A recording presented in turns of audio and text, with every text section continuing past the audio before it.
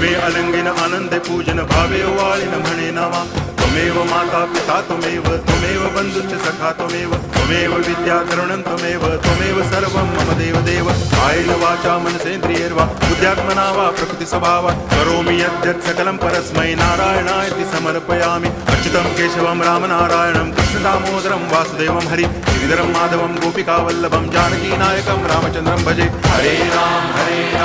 Ram Ram Hare Hare